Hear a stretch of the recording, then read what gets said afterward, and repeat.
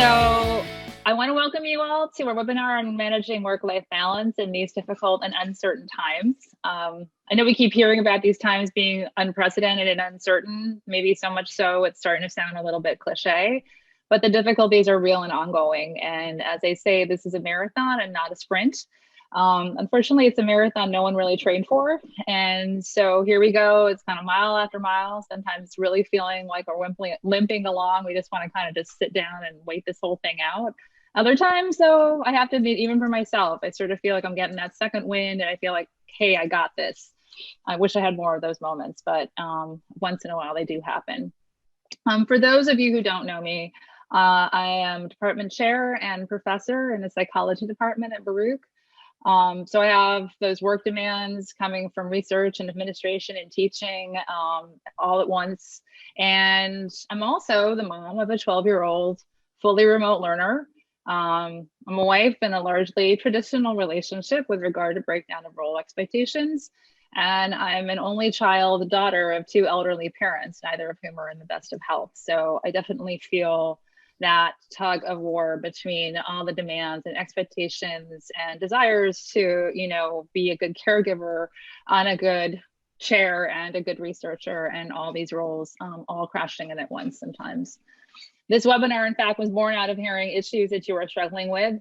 As a chair, I do hear from my students and my faculty about what's going on in their lives, and I could relate very well, be very empathetic because I'm struggling with many of the same. What I hope you'll get out of coming to this, spending an hour and a half with us when you have so many other things to do, are some ideas, some strategies for problem solving and coping. And maybe most of all, knowing you're not alone in this situation, in this journey. You'll get a chance to, in fact, meet each other and talk a bit in breakouts toward the end of the session. So I know that many of you have put aside grading or studying to be here. Many of you may have little ones who you finally got to nap, or got, entertained for the time being while you do this. So I want to just go right into introducing our terrific lineup of speakers that, I'm just so thrilled were willing and able to join us for this. And each of them is going to give kind of a very brief intro about who they are, just a minute or two. And then what we're going to do is sort of focus on sort of different learning goals, and each of them, so that each of them are sort of bringing to this session. So just to get started with the brief intros, without further ado, first, Dr. Balter. He's Professor Emeritus of Applied Psychology from NYU. Would you please tell us a little bit about yourself? Okay, hi everybody. I'm going to tell you it's a privilege being here with you, and I wish it were for a cheerier reason, a cheerier topic, because ordinarily, given what I do, which I'll tell you about in a minute, I'd be in a room and talking to you about things like sibling rivalry and discipline and bedwetting and picky eaters and all those common child-rearing challenges. Right now, I'm like in a little small box on a screen. I'm about to talk to you about parenting like in a whole different context. So about my background, my career has always been in one way or another around child development. There are a lot of different strands, but they all seem to have revolved really around that central theme. My first jobs were as a school psychologist. I worked with all grades, K through 12. I worked on Long Island. I worked in New York at the New York City school system. At that time it was called the Bureau of Child Guidance.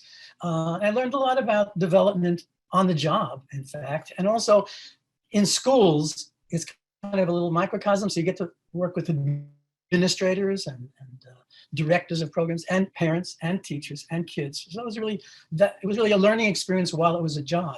Later on, I joined the faculty at NYU, and I continued on occasion to consult over many years with nursery schools.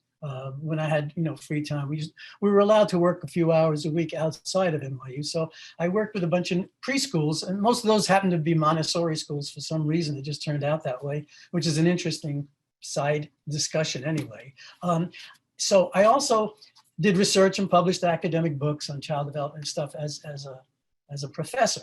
And I trained doctoral students in child and school psychology. And there I created something we called the Warm Line, where parents could get free non-medical child rearing guidance. So my doctoral students would take the calls And then under my supervision, they would interview the parents and then offer the parents some suggestions for how they could deal with the problems they were dealing with. This was for non-emergency, and it wasn't like hotline. It was, regular run-of-the-mill, if you can call it that, parenting concerns. Then I got into media work, and my early media work was on radio. And in a way, it was almost like an offshoot of the NYU Warm Line, because I had a show on ABC Talk Radio for many years. And that was specifically to address parenting concerns. Parents would call in and they'd say, I have this problem. And then I would try in like 3 minutes to suggest some things that I thought might be helpful. And that would be their takeaway. And then from that, I did some other stuff with magazines and television and so on, all on parenting and child development. So I just wanted you to know that's been my focus. One other point is another strand is that I was trained as a psychoanalyst postdoctorally after I was a psychologist. And delving into childhood there is really essential. I know a lot of people say, well, I don't want to go into my early childhood, but that's what really is important. And psychoanalysts do address that.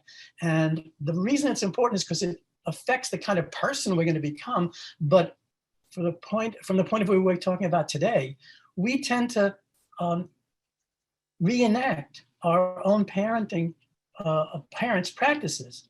So in a way, it has an enormous influence, not only on our personalities, what our early childhood is like, but on how we are as parents. One little thing before I shut up, and that is, there's a commercial, I happen to notice, Progressive Insurance did a commercial. It says the main idea of their insurance commercial is, we can't protect you from becoming your parents, but we can protect your auto at home. Well, that sort of brings us to today. Last but not least, full disclosure, I am an undergrad alumnus of Baruch. I want you to know that. So this is really especially meaningful. Now, like they say, enough about me. Okay, thank you so much, Larry, and thank you for plugging Baruch there at the end. Yes, you are, a very special alumnus, and you've been very generous to us as well. And so I want to then move to Emily Balcites, and she's an associate professor of psychology from NYU. She can tell us a few words about herself. Sure. Thank you for the invitation to join today. I feel like I have to be honest, I feel a bit like a fraud being on the panel. I should very much be just in the Zoom Brady Bunch window, because all of these issues that we're going to talk about today, I feel like I'm personally struggling with myself. So I have 20 years of research experience in motivation science and looking at empirically based strategies for helping us to identify obstacles with meeting our goals, and figuring out tactics to help us circumvent those obstacles to increase the odds of success. But I'm also just a person, which means that all of these things I've identified as, problems with other people's pursuits just, of course, apply to me as well, especially during these really challenging times. The last 9 months or so have presented to us. My research lab, I'm supervising about 30 students at all levels from high school through postdoc levels. And that's only increased in number as the pandemic has hit us. So it just feels like those responsibilities have just increased and become, more challenging as we're all figuring out how to transition our life from in-person to fully remote. And I have a 4-year-old son in a universal pre-K program in New York City. That is occasionally remote and occasionally in person. And we tend to get about 4 hours notice for when those changes will happen. So I'm sure many of you can relate to the challenges that kind of unpredictability holds, which has led me to really think deep about what tactics do work for goal setting, about calibrating our expectations for what we can get done as we're trying to manage our personal and professional lives. So I hope to share with you some of what the science says and some of what my experiences have been as I try out these tactics on myself, managing these challenging times. Thank you so much, Emily. And we're now going to move to Dr. Lauren Morgan Roberts. She's a professor of practice at the University of Virginia's Darden School of Business. Hi, everybody. I am a professor at UVA, as Jennifer just noted. UVA is my alma mater.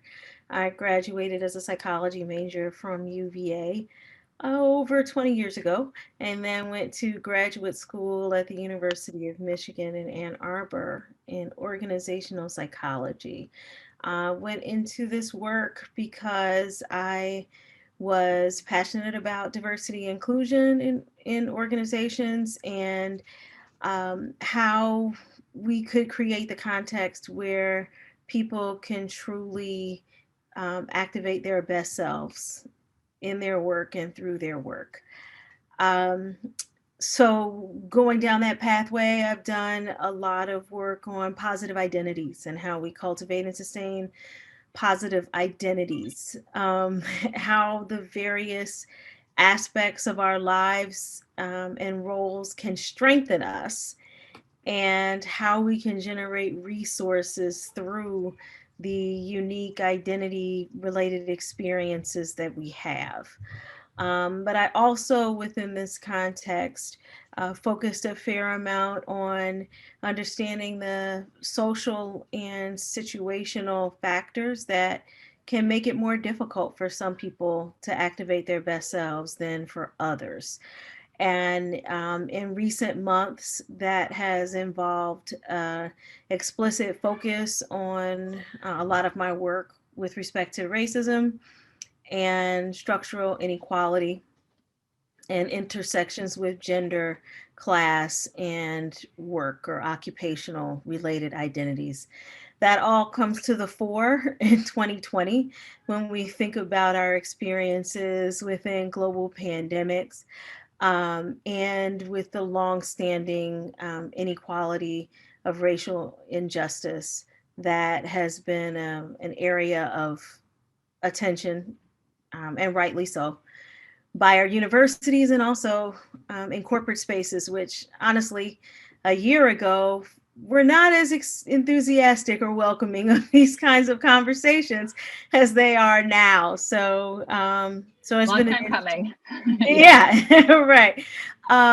So let's see, personally, so it's been an interesting year for me intellectually because of that opportunity to finally engage in real talk about so much of this work that previously we weren't going there, so to speak. But also, for the sake of real talk in all dimensions, I can hear right now at this moment my 7-year-old just yelling at the top of his lungs. And I say, the good news is he's playing and singing, I think, and not, crying and tantruming, which is usually the case at this point. He's playing and singing and dancing around the house and had been 100% remote learning, he and his 12-year-old sister, since March. Because I live in Washington, D.C., and D.C. public schools have been 100% remote since then. I do count it a blessing that at this moment in time, given all of this, that he is dancing and singing around the house. I could use some of that, especially on a Friday afternoon. So we'll get into more of that as we talk. Thank you so much. And thank you to all of our wonderful speakers for being willing to participate in this. I want to give everybody a bit of the game plan for today. So the first part of our event is going to be sort of more presentation, like 5 to 7 minutes from a given speaker with Q&A. And this was from Q&A from the registered questions, but also I'll be taking questions in the chat. So although you have been silenced, so to speak, so that there's not a lot of interference in terms of mics, please use the chat frequently, fluidly to communicate if you have questions, concerns, things that come to you spontaneously while you're hearing each of the presentations. The presentations are going to be organized around the learning goals that we shared that some of you may have seen if you went to that part of it, but I'll repeat for everyone.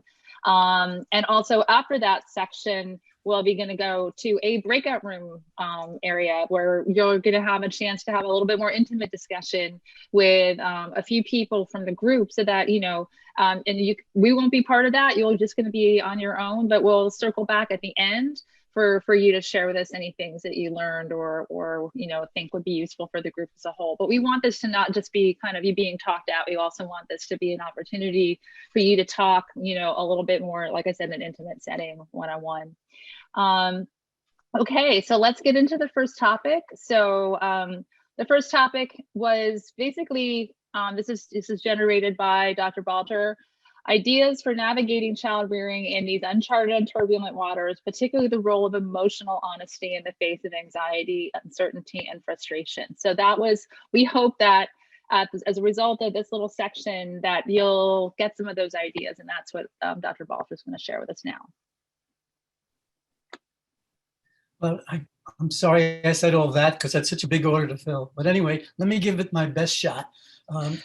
First of all the other parenting issues I mentioned during the little introduction are still going on, you know, sibling rivalry and sleep problems and eating and all that kind of stuff. But you're working from home, the kids are doing remote learning, and it's kind of like, you didn't sign up for this. I mean, I can't imagine anybody having anticipated living and working this way. It's kind of like a bait and switch in some weird way. Anyway, in a sense, you know, your parenting conflicts with your work, and your work conflicts with your parenting when you're all stuck together in a confined space. And in a way, you need to think about this as a survival mode, because it's not going to be here forever, but it is necessary now to get through day by day. A lot of people actually speak that way. They say, I'm just doing a day at a time, you know, or less. But the oftentimes there's a conflict between working and parenting if you're all in the same place, because kids think if you're there, well, you're there for them. So recently I was talking to somebody, and I mentioned I was doing this webinar, and she said she asked her 10-year-old if he had any advice for me, you know, for what I was going to talk about. And the 10-year-old said, I should tell parents they need to give their kids more attention during the day while they work. And I thought, you know, that really captured it. Like, yeah, how are you going to do that? I mean, that's exactly what the problem is. You know, I suggest what we should do is take kind of a child's eye view of the world, because their lives have been turned upside down. And they're preoccupied really with their own concerns. You know, we might think a lot of this stuff is trivial, it's frivolous, but it's really important for us to look at the world through their eyes, and then we can take some steps for planning and organizing and maybe minimizing some of the impact all this social isolation and strange times have brought with it. So they have their own concerns, like, you know, they want a story, or, you know, they want more TV, they want social media, they want to go out and play with their friends, they want to hang out. It's all kinds of things on their minds, and they're not really thinking about the stresses and strains you're under. I'll get back to that in a little while about how much you should. Somebody even asked that question, so I'll get to that point later.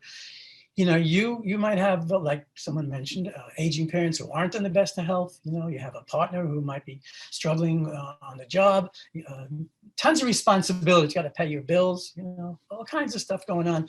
That's not really of concern to a young kid. They just want to know, you know, what are you here?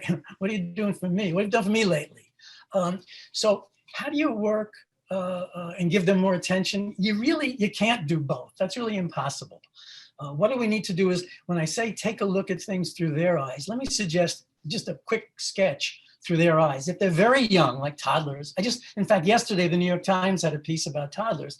And the piece in it was saying, well, toddlers aren't able to interact with other toddlers. And the mother was complaining that they walked over to another group and there was a toddler there. And the other mother said, don't get too close to my kid. And got very upset. And then some of the psychologists who were quoted in the article said, well, the neural connections that come with interacting with other kids aren't being properly developed. All conjecture, by the way. I just want you to know that there's no research yet on what the impact will be. But let me suggest to you that one, for toddlers, it's what it is. I mean, they don't have a long history really to draw on. So, and I'm touching on different ages because I imagine lots of you have different age kids.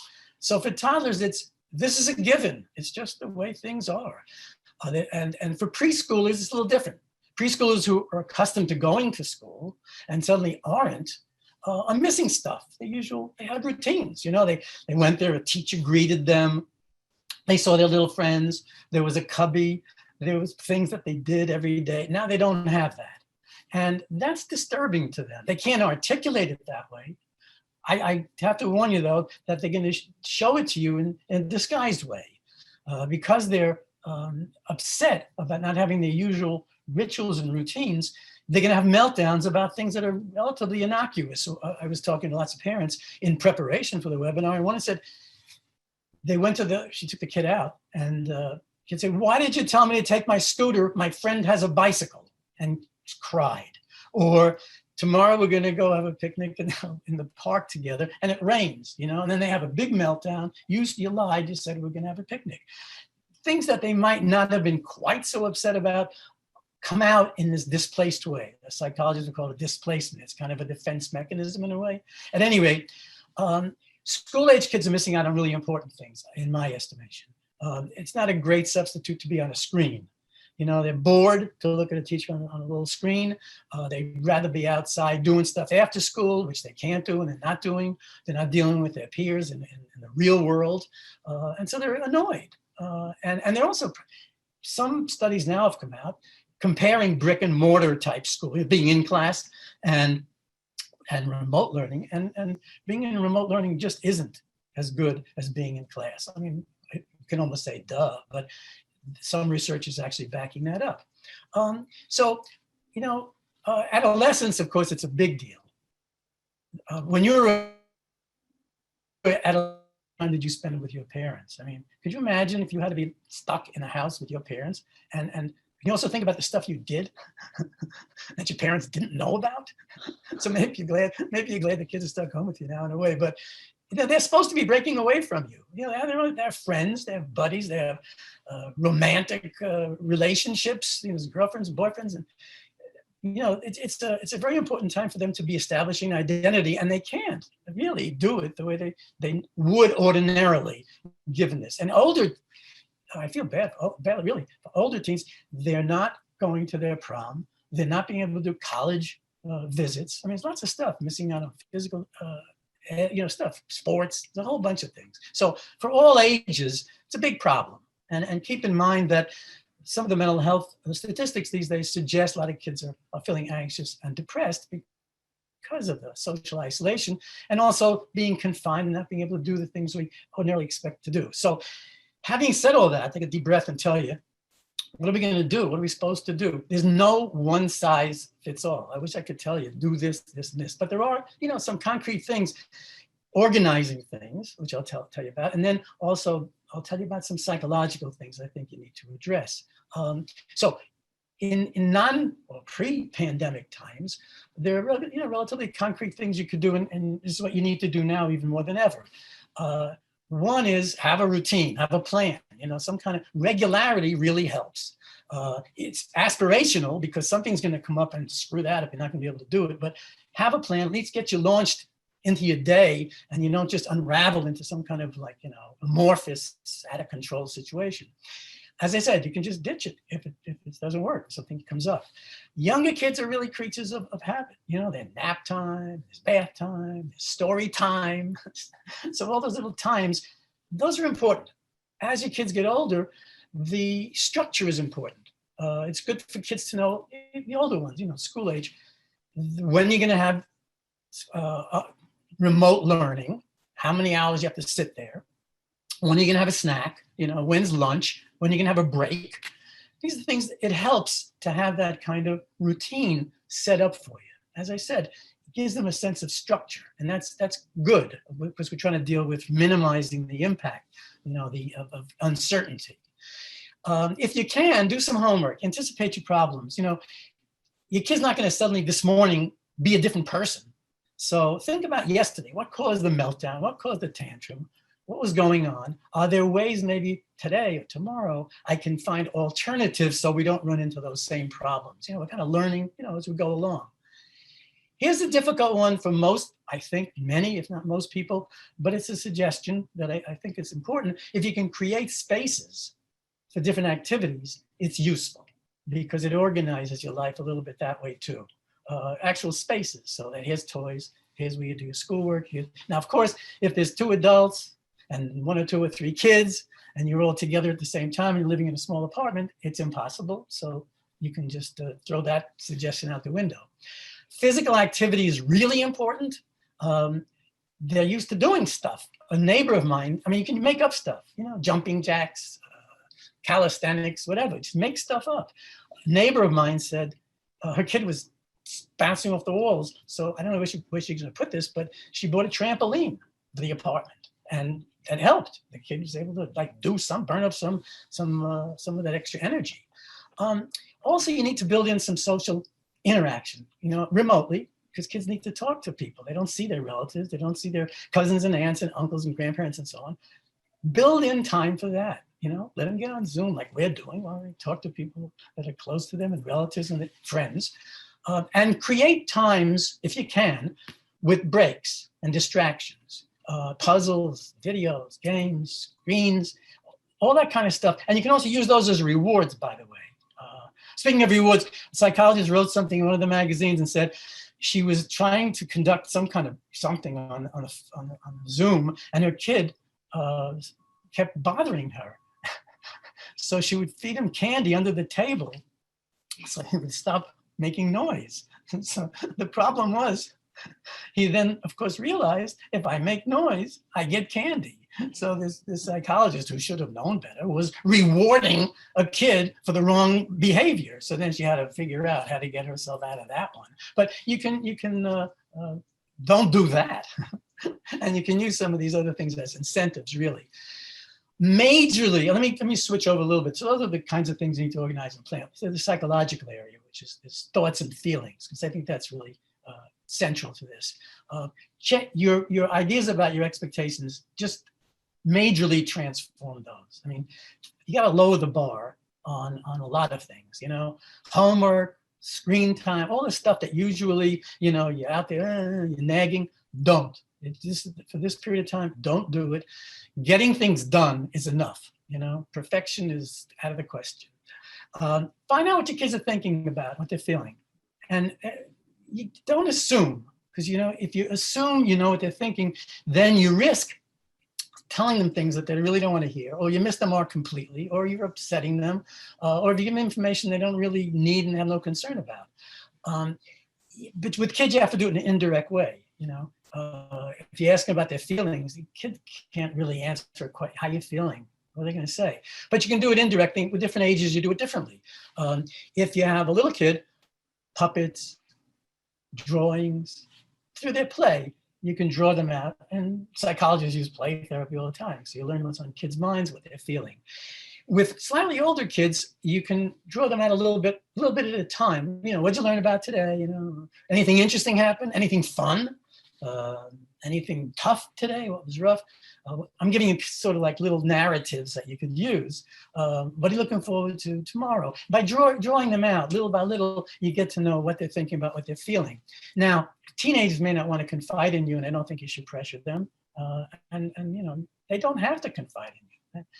If they have something to tell you, of course, they're going to tell you.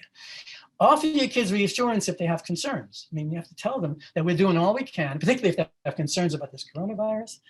And you tell them we're in the house, we're confined because we're trying to protect ourselves. We're wearing masks. We're not interacting with people. We're doing all we can to keep ourselves and you healthy and safe, and keep it simple like that and direct.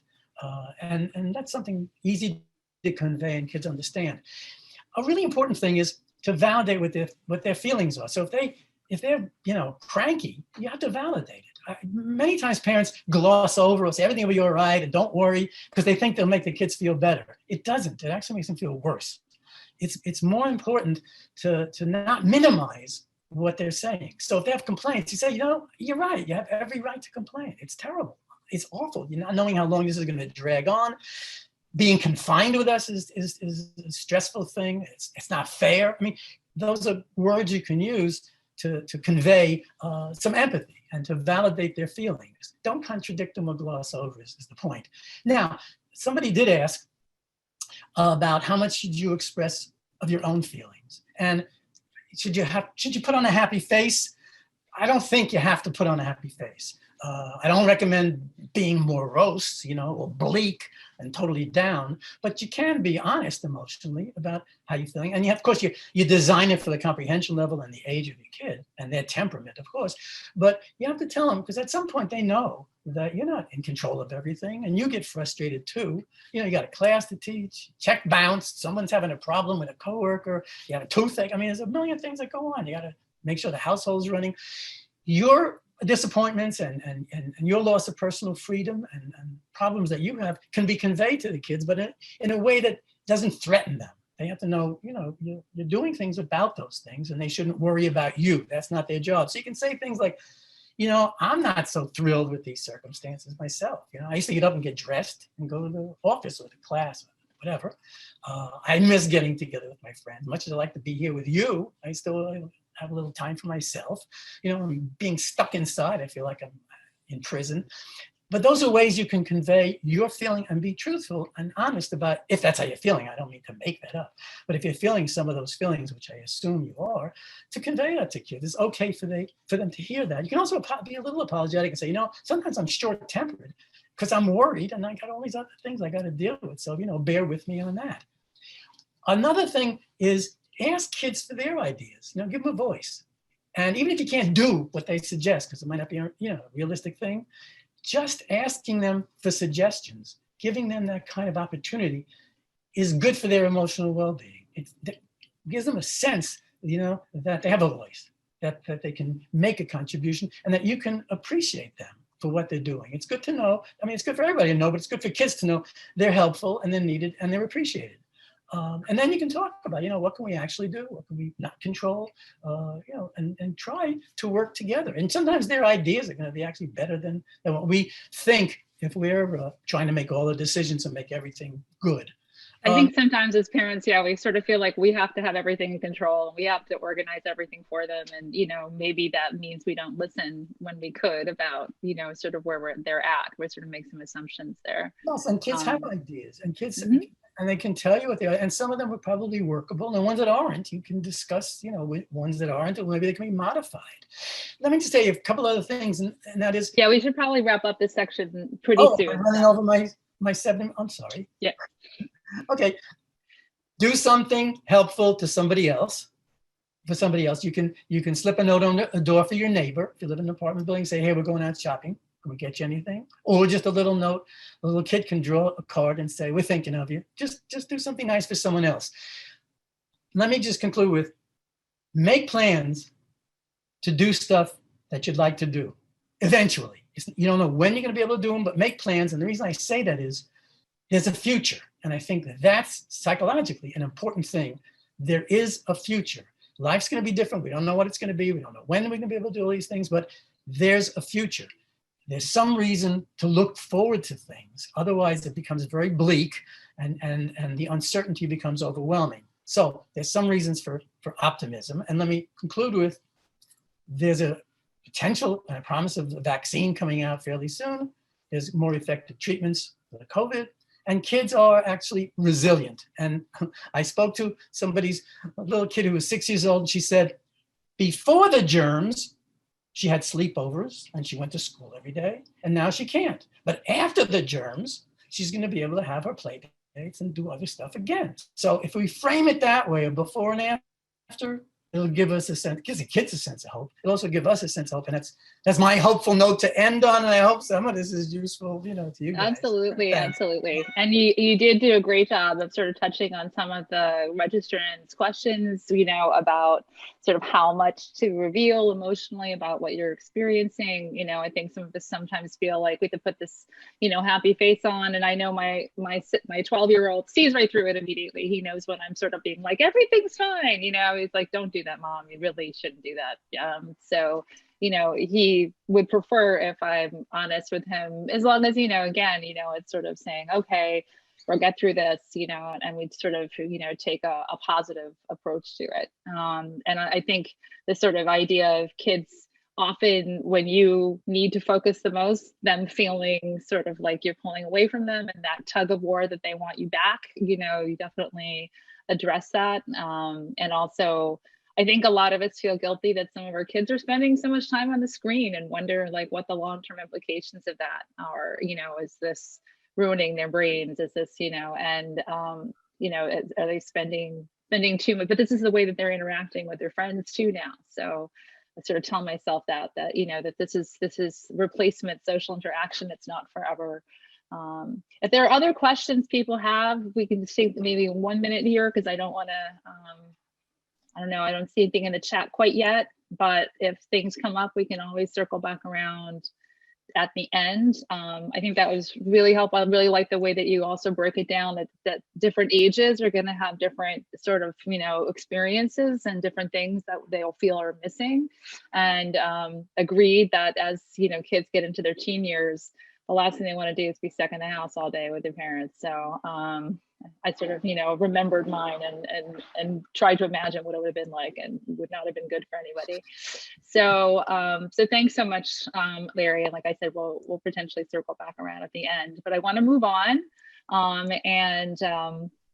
I'd like to turn direct the focus to Emily, and for sort of her topic. She said, I want to sort of share with people how to apply science-based strategies for managing time, sustaining motivation, supporting one another, and increasing the odds of meeting our goals despite challenging obstacles. So I'll let Emily take the floor on that.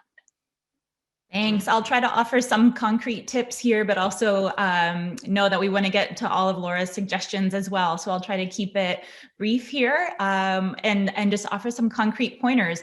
Building off of what Dr. Balter has said, as a motivation scientist, we have fundamental needs that we as people of all ages need to have addressed.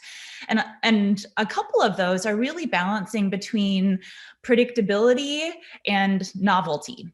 And we've seen that really pushed during coronavirus, during COVID times, that we just don't have enough predictability. And I never really felt that I myself was a person who wanted that. I liked spontaneity. I love surprises. I know some of my closest friends don't, and that they are really challenged by these times, but I didn't think that it would affect me in the way that it has, that I felt pretty flexible. Like I'm a creative person. I can roll with it when things are different, but and maybe that worked for the first couple weeks of experiencing COVID, but it certainly isn't really working right now. And when I look at my son, my 4-year-old son, I can see the same things. And everything that I see as like issues he's dealing with and solutions that I'm trying to help him, I also think apply to me too. So just this morning when his school shut down again, and we're facing remote learning again, unpredictably, I asked him, like Larry was suggesting, okay, what should we do with this? What should we do with this? And he said, well, let's make centers at home, right? So let's have that. Let's keep that structure that I've gotten at the other parts of my day, and let's bring it home. Like, okay, cool. What do you want in the center? He said, oh, I want to think of one center, and then you think of like all the other centers. Oh, okay, he's 4. That's a fair distribution of effort here. And that seemed to work really well. We had the conversation last night when we found out late at night that his school was going to be closed. So when he woke up in the morning, there were centers that I had created for him that offered that novelty, but within a structure that he wanted and that he had asked for. So we had some old marshmallows and we had some spaghetti, and then we had it gave me an hour with a 4-year-old where he created his own little Eiffel Tower, and it's totally doable, right? Of sticking spaghetti into marshmallows and thinking about architecture and structures and how to support how to create a structure that could stand on its own. And that was amazing because it meant the first hour of my day, when I know my brain is at its best, a split schedule that so many people have to adopt, that I have to adopt, but I can't by the time he goes to bed and we have dinner and get it all cleaned up and it's 9 o'clock. Like, I can't go back to work then, but I know that I need to, because I've just I've just enjoyed the day with my son, but I didn't get my work done, right? And I'm exhausted. So anyway, I feel like talking to him gave me some insight into, okay, right? He's asking for a balance between structure and novelty. And that's what we want too, right? We are bored with this routine, what this life has brought to us, because it is literally the same thing every day in the same space, and there is no change. But at the same time, we are like terrified of the uncertainty and the unpredictability, and we're really struggling with that. When is the end going to come? What are the rates of infection going to be in my town or in my county or in my neighborhood or in my kid's school tomorrow, and what's going to happen? So, it's not that like It's that we are managing both of those needs at the same time, and neither one is getting satisfied. So the 4-year-old brought me some insight today, and it's like, he is right. That is the problem. We have neither. We have neither, the predictability and the opportunity for newness. And that was just one small win this morning. He woke up to a center, but with a new thing in it.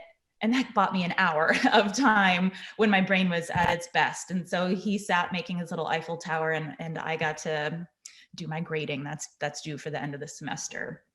And so when we think about it, we can think about, well, what are other needs that we have, and where are we falling short on them? And a lot of it, I think, comes down to managing time, and that's just been so challenging in this period. Multitasking is probably something that we all struggle with, and we probably think that is the solution. We are probably in the same way that we're battling, like, do I want more predictability or do I want new novelty? We probably are doing the same thing with how we're approaching multitasking. Like, I probably have to do it, but I don't think that I should. Am I really more productive, or am I less productive when I'm trying to do that? And we probably have this same ambivalence when we think about multitasking. So I'm not going to say it's right or wrong.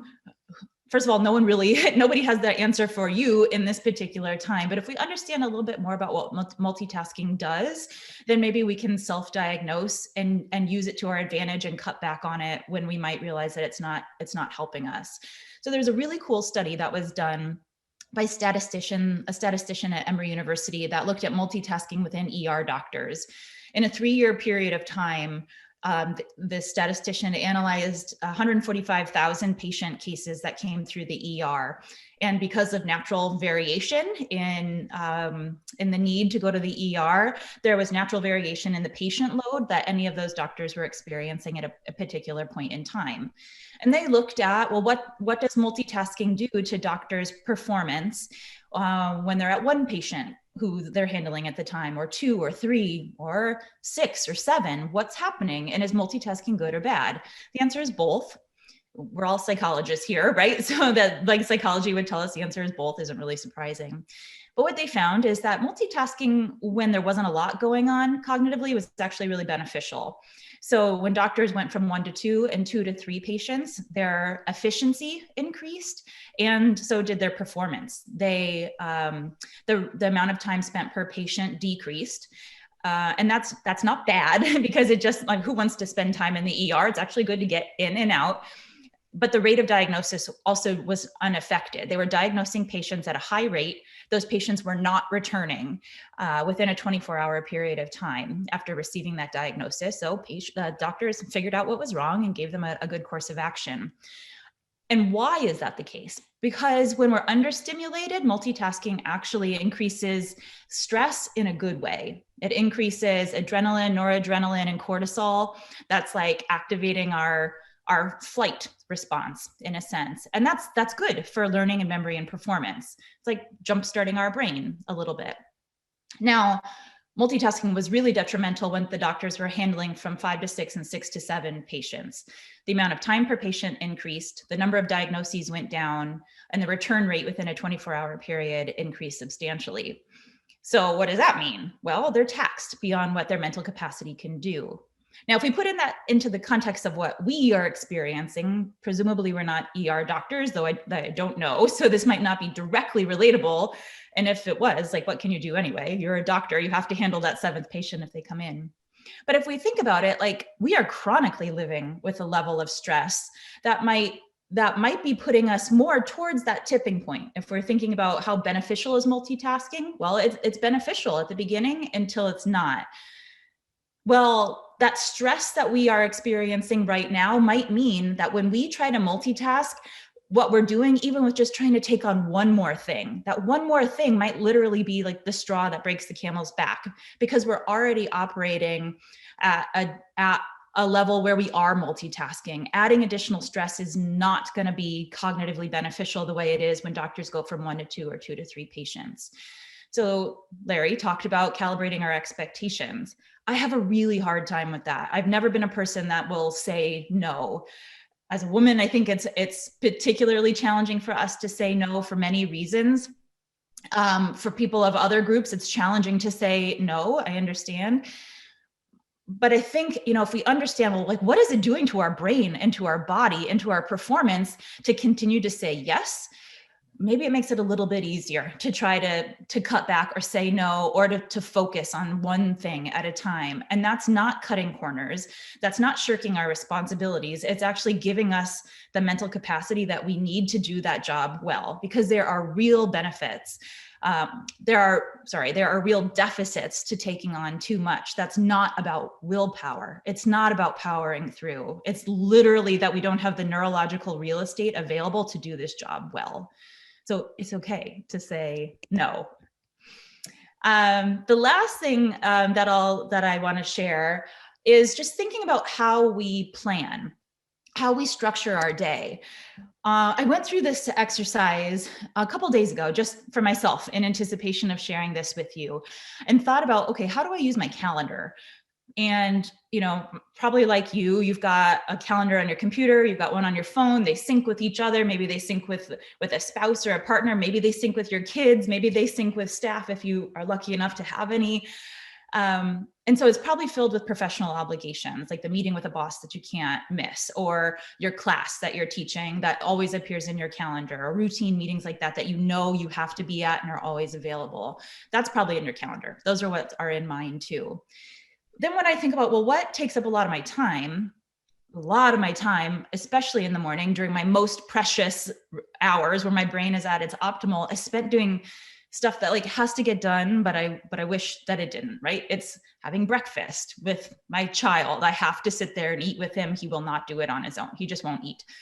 He'll be playing under the table, hiding. So we have to eat, we have to shower, I have to get him dressed, and I have to take him to school. That's a big chunk of time that I never put into my calendar, right? Because I just know I have to do this every day. My day doesn't get to start until these things get taken care of. But I put them into my calendar when I tried this exercise myself.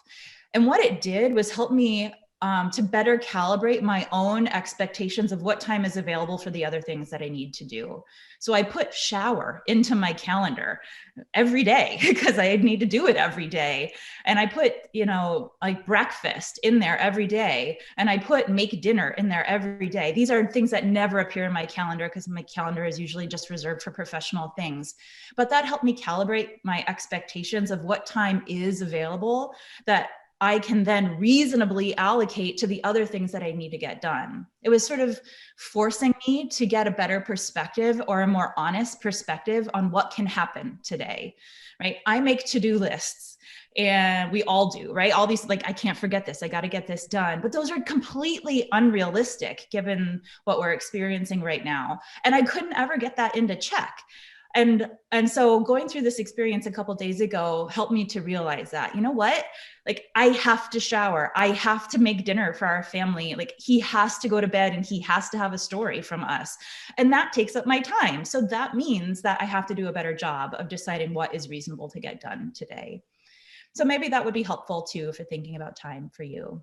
And I will stop. Thank you. Thank you so much. Anybody have any questions? Do the other speakers want to share anything or add anything too? Feel free. I think those are great points. I'm sorry, there's construction going outside of my apartment. If you hear a large banging, it's just one of the other distractions of my life.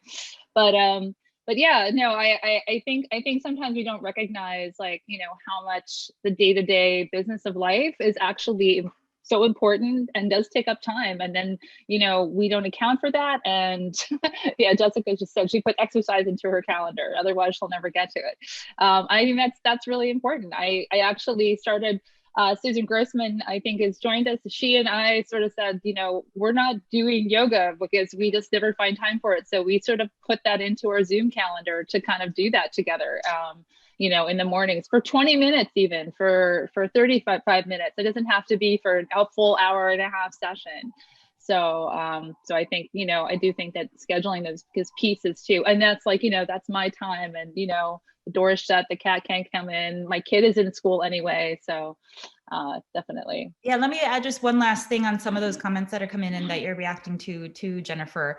It's just that, we put in our meetings with our bosses or with our research teams, and those are important, but they are no more important than maintaining our own personal health and well-being. And if yoga is how you do that, then it should be in your calendar, right? It should be in there. And if that means that there's one less window of time for you to do something for work, that's important, right? Because you won't be able to do your work if your body and your mind are breaking down. So personal things should be in there. And when I was doing this activity, I even put in things like a 10-minute block for like, okay, home repair, like call the super, right? Like I would never put that in my calendar otherwise, but that's this kind of stuff that like, okay, I'll just remember it, right? At the end of the day, I'll just remember it, but I go to sleep and I didn't remember to do it again today. And the sink is still leaking and we still can't use that shower. And it's been weeks and I still can't use that shower. And then I can't sleep because I'm like, God damn it, I forgot that again. So put it in my calendar so that there is time in my day when I can get that done. And yeah, it might look overwhelming because it's different, but pretty soon it won't be so overwhelming when we try that. It will just be like, you know what, this is productivity looks like, look at, this is all the stuff that I actually got to today because I reasonably allocated my time to do that. So it might look overwhelming because it's just different, but try it and see if maybe that feeling of overwhelming goes away. Thank you so much, Emily. That was really great. And we're going to segue now, I think, to Laura, so that we're going to give you a full 15 minutes here because we'll still have 15 minutes at the end. So for our breakout sessions, but we'd really love to hear you and your topic, which you put in as our learning goal, a deeper understanding of and appreciation for the unique challenges and resources for diverse colleagues navigating work-life demands during the pandemic. Yeah, so let me start by just building upon what Larry and Emily have already offered up and give you a little context. So for the past 20 years, as I mentioned earlier, I have been exploring through research, but also, sometimes advocating, maybe even proselytizing around the shared quest for us to activate our best selves. Those of you who have careers that span 20 years or so, you might remember when the Gallup Institute and the positive psychology movement became really popular, and everybody was talking about how we can grow and leverage and activate our strengths, right? So maybe you've taken the Clifton Strengths Finder, or maybe you've taken Penn's Values and Action Inventory, or maybe you've taken the tool, the Reflected Best Self exercise that my colleagues and I developed at the University of Michigan's Ross School of Business.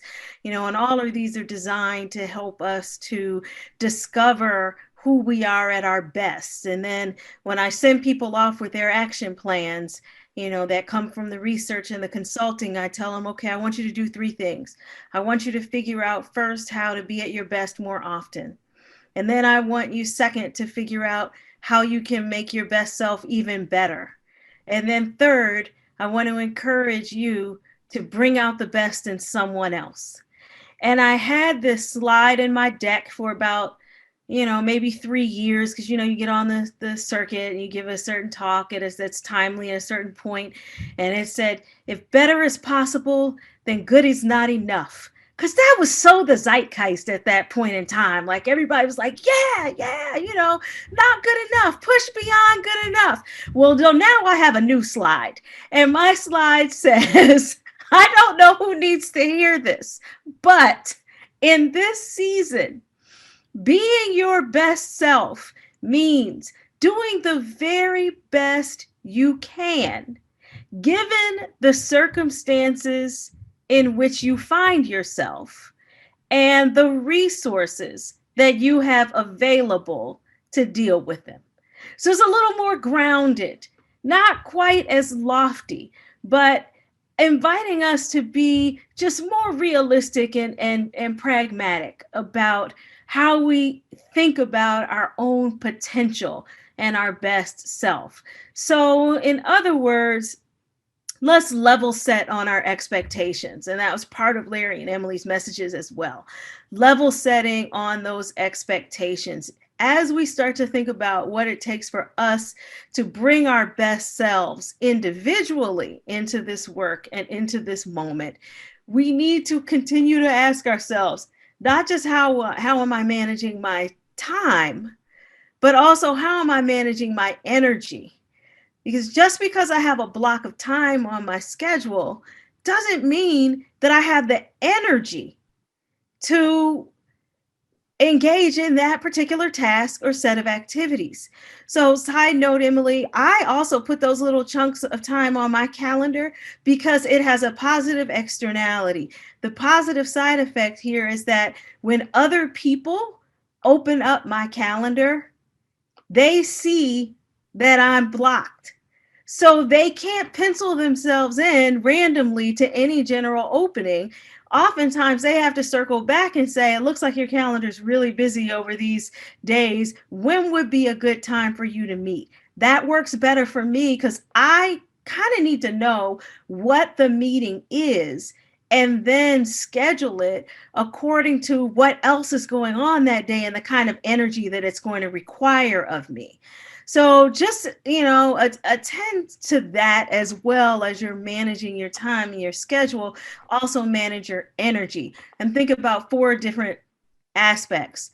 The bottom line, they're all C's. So the first C, the big C here that we're driving toward is contribution. How am I making the most value or significant contribution with my time and my resources? Okay. Is it a bigger contribution for me to have a sink with no dishes in it at 9 o'clock at night, or for me to have read a story, danced, listened to a joke, done a Beyblade competition, wiped away some tears, watch The Amazing Gumball for 15 minutes, or, any kind of random thing, or for me, like play Candy Crush or Gummy Drops so that I can calm my nerves and, feel like I'm solving something. All those chunks of time in a stressful period are really important, and they're going to be more value add. It's going to be a bigger contribution with the 15 minutes, even if your mom or your dad or, whomever you were exposed to, your auntie said, never go to bed with dishes in your sink. We've internalized those kind of judgments and messages based on the identity profiles or boxes that you were put in. Those boxes or categories are not going to work in your best interest. What my mom did as a mom, from a gendered perspective, was very different, because the way that she could make big contributions based on who she was, different than how I can make big contributions based on who I am. Okay, so the other 3 C's that are defining that contribution are my capabilities. What are my core capabilities? Okay, the second is like my strengths. What am I good at doing? All right. The second is my commitments. Like, how much do I care about this? How passionate am I about it? How important is it to me? If it's not as important to me, but it's something I can do pretty easily, I could probably knock that out from a multitasking standpoint. But, if it's something that I'm not passionate about and it's challenging or difficult, that's going to be much more of a drain. So I need to watch that red flag. And then the third is capacity, right? Even if I care about it and I'm good at it, I only have so much bandwidth in any given day. So there's only so much that I can do, right? So when I'm clear about my contribution calculus, that helps me to make better decisions, better about how to manage my time and energy. Not always great. I am like the poster child for being overloaded. So let me also be candid and honest, because that's one of the ways I add value. It's just by being honest and putting it out there in real talk. So I might not be perfect, but there's my contribution. I'm going to lay you at. This is how I'm always trying to solve the puzzle piece with those C's. Now, here's where it gets a little more complex from a diversity and inclusion standpoint. And I already started to allude to that. First of all, when it comes to a contribution calculation, we're role modeling. We're using profiles and models based on idealized images, not realistic portrayals of what any one human being can do or be. And those idealized images are shaped by our social categories and how much power we think we have. So, especially where gender comes into play, we're really in dangerous territory right now because we're standing at the crossroads of unrealistic expectations about idealized parenting and idealized workers. The ideal worker is always available, especially in times of crisis when you're needed. Somebody I know I can count on, I can always depend on, I can always rely upon. What does that mean now when you're actually less available than you've ever been probably in your work history, right? It's like a Sisyphean task. You're constantly, trying to prove that you're committed, you're a loyal teammate, you're a loyal worker. So that's one on the one hand. And then from a family standpoint, you got an idealized set of images that are gendered, that disproportionately affect women about what a nurturing parent is and does. And so when you've operated in the realm of negative stereotypes that say working moms aren't as committed, for instance, then you find yourself in this space where your toddler's on your lap, or, somebody's coming out, or you have to go see for your caregiving parents, or you have to fix the shower drain, at 2:00 when they're able to come. Like all of these different things, you've got these images that are butting up against each other. So contribution calculation helps you to anchor in your own strengths, commitments, and capacity, not on some judgment that the abstract is imposing upon you. The last piece of this is a question that was raised in advance was, so how do you create healthy boundaries and expectations with your coworkers and with your bosses, right? So once you've had your realization and you're giving your mantra about best self, how do you navigate that? If you're a person of color, how do you communicate to somebody that you're not able to deliver on their expectations in the way that you would have in the past, or whether they think that they need you to right now, when you're already carrying the fear or concern that racism and other forms of biases and stereotypes give you more hurdles that you have to cross, right? So it's true. This is why I'm honest. I'm the real talk one here. It is true. People who are in the dominant group get more forgiveness and more bandwidth when they don't come through. People in marginalized groups have to jump a higher hurdle in order to prove or demonstrate. The other thing that happens, though, when we feel concerned and anxious about these stereotypes is that we stop communicating, we shut down, we just put our head down and we keep trying to fix it ourselves and on our own, because we got to prove to the world that we can do it and we can defy the stereotypes, and we're going to disprove all of that. That's the instinctive response, and it is also the response that creates a self-fulfilling prophecy of underperformance. Because when we don't communicate, then we can't get the resources that we need. We can't get the support we need. We can't get the time we need. We can't get the help we need. We can't get the energy and insight we need. And guess what? If you're struggling, other people have already noticed it. It's not your private secret. They know. So it's better to acknowledge it. You provide a narrative around what's going on that feels confident and clear and purposeful. Here are the things I have on my plate to do right now. These are the ones that I've been able to deliver effectively. Here's what I'm struggling with. Can you help me strategize around this? Right? But not try to bury our heads in the sand and pretend that it's not happening because other people do see that it's happening, and then they create their own stories, which can be shaped by these negative stereotypes instead of the truth of what you're experiencing and what's going on for you. Yeah, well, I think that is such an important thing for all of us to hear. But I mean, I just how do we communicate? Because I think you're right that, when we're struggling, we think maybe nobody notices, or, but they do. And it's better to be honest and straightforward. But also, I think the sort of that message of confidence, that message of sort of like, here's what I have been capable of doing, and here's like, where I need some more time, but maybe leading. I mean, I was going to ask, like, sort of how do you lead with the positives? It's like, look how much I have done. Yeah, here's how I'm contributing. Here's Right. how I'm contributing, right? This is what I have done. I really care about the team. I really care about our work. This is important to me.